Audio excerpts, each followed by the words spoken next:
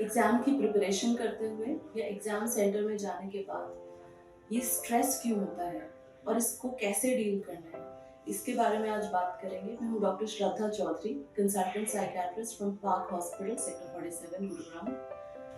पहली चीज़ जो जानना ज़रूरी है वो है कि स्ट्रेस आता क्यों है, ये कहाँ से इतना स्ट्रेस हम फील कर रहे हैं आजकल, चाहे वो स्टूडेंट्स हों, चाहे वो अडल्ट्स हों जो कोई क्वालिफाइंग एग्ज़ाम के लिए प्रिपेयर कर रहे हैं।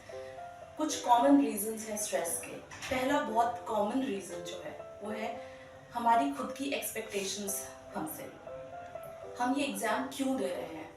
क्या हम बस क्वालिफाई करना चाहते हैं या हमें टॉप करना है इस एग्ज़ाम में?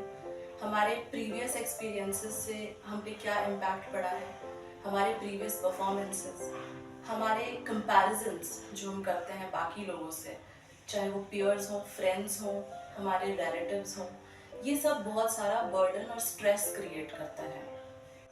दूसरा कॉमन रीज़न है इनएडिक्वेट प्रिपरेशन। अगर हमने प्रिपरेशन ही ठीक से नहीं की है, गोल डायरेक्टेड प्रिपरेशन नहीं हो पाई, तो भी बहुत सारा स्ट्रेस क्रिएट होता है। अब ये जानना ज़रूरी है कि स्ट्रेस से इम्पैक्ट क्या होता है, क्यों, इसके बारे में जानना और इसको डील करना ज़रूरी है।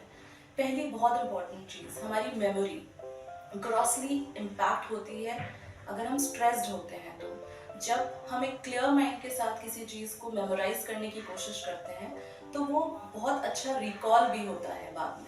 पर जब हम स्ट्रेस्ड हैं, हम वरिड हैं फ्यूचर को लेके, हम एंटिसिपेट कर रहे हैं कि इस एग्ज़ाम में हम क्लियर हो पाएंगे कि नहीं, या अगर नहीं हुआ तो क्या होगा, अगर इस माइंडसेट से हम प्रिपरेशन कर रहे हैं तो बहुत सारी चीज़ें रजिस्टर ही माइंड में ठीक से नहीं होती, जो कि एग्ज़ाम में जाके रिकॉल होना बहुत मुश्किल है। और इतने स्ट्रेस के बाद परफॉर्मेंस एंजाइटी होने के चांसेस बहुत ज़्यादा बढ़ जाते हैं। जब आप एग्ज़ाम सेंटर में एंटर करते हैं तभी इस माइंडसेट के साथ एंटर करते हैं कि मेरी तो प्रिपरेशन ठीक नहीं है या मैं नहीं कर पाऊँगा, मैं शायद ये एग्ज़ाम पास ना कर पाऊँ। इसकी सोल्यूशन क्या है? पहली चीज़ जानना बहुत ज़रूरी है कि जब भी आप एग्ज़ाम की प्रिपरेशन करना स्टार्ट करते हैं तो पहले अपना गोल सेट करना है कि एग्जैक्टली ये एग्ज़ाम आप किस पर्पस से दे रहे हैं। क्या आप सिर्फ पास करना चाहते हैं, क्या आप उसमें टॉप करना चाहते हैं, क्या आप सिर्फ क्वालिफाई करना चाहते हो किसी कॉम्पिटिटिव एग्ज़ाम को, जस्ट कट ऑफ टच करनी है। अपना गोल सेट करना बहुत ज़रूरी है, जो डिपेंड करेगा आपके गोल पे, आपके पेरेंट्स या आपके वेल विशर्स क्या चाहते हैं, उसको बैठ के वेल सॉर्ट प्लान करके आपको एक चीज़ डिसाइड करनी है कि एग्ज़ाम आप क्यों दे रहे हैं। दूसरी चीज़ जो इम्पैक्ट होती है वो है अटेंशन और कॉन्सेंट्रेशन।